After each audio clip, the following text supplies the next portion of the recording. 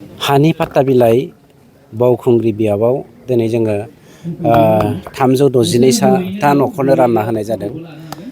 थांनाय भारत उदांस्रि जानायनि 79 बोसोरसिमावलागै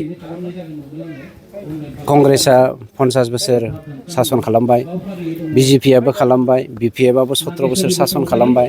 खिन्थु दिनैसिम बे हालामनि मानसिफोरनि हानि जेंनाखौ बिथांमोना मालाबाबो सुफुङाखैमोन बा फोजोबाखैमोन।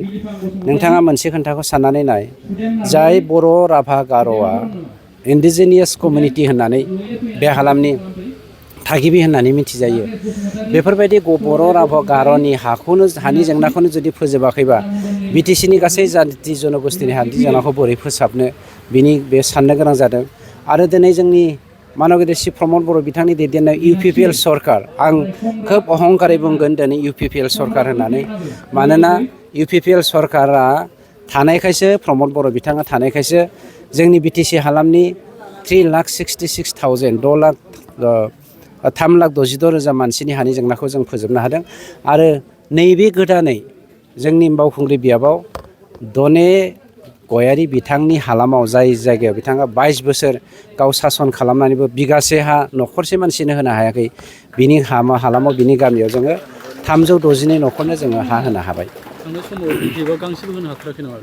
गांसेबो होनो हायाखै। आं दने बिथांखौ नोंथांनि माबानि गेजेरजों जुदि होदोंब्ला नोंथांनि मोननि मेडियानि गेजेरजों फोसावना होनो थाखाय आं बिथांखौ खावलायदों। हानि पाट्टा बिलाइ बावखुंग्रि बियाबाव दिनै जोङो 362टा न'खरनो रानना होनाय जादों। थांनाय भारत उदांस्रि जानायनि 79 बोसोरसिमावलागै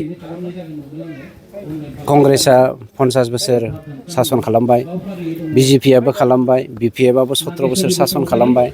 खिन्थु दिनैसिम बे हालामनि मानसिफोरनि हानि जेंनाखौ बिथांमोना मालाबाबो सुफुङाखैमोन बा फोजोबाखैमोन।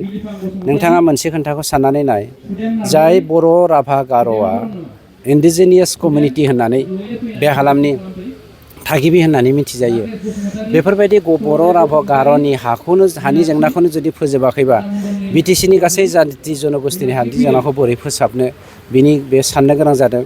आरो दिनै जोंनि मानगेदेर श्री प्रमद बर' बिथांनि दैदेननाय UPPL सरकार, आं खोब अहंकारै बुंगोन दिनै UPPL सरकार होननानै। मानोना UPPL सरकारा थानायखायसो, प्रमद बर' बिथाङा थानायखायसो जोंनि BTC हालामनि 3,66,000 3,62,000 मानसिनि हानि जेंनाखौ जों फोजोबनो हादों। आरो नैबे गोदानै जोंनि बावखुंग्रि बियाबाव दने गयारि बिथांनि हालामाव, जाय जायगायाव बिथाङा 22 बोसोर गाव सासन खालामनानैबो बिगासे हा न'खरसे मानसिनो होनो हायाखै, बिनि हालामाव, बिनि गामियाव जोङो 362 न'खरनो जोङो हा होनो हाबाय। थांनाय समाव बिपिएफआ गांसेबो होनो हाथाराखै नामा? गांसेबो होनो हायाखै। आं दने बिथांखौ नोंथांनि माबानि गेजेरजों जुदि होदोंब्ला नोंथांनि मोननि मेडियानि गेजेरजों फोसावना होनो थाखाय आं बिथांखौ खावलायदों।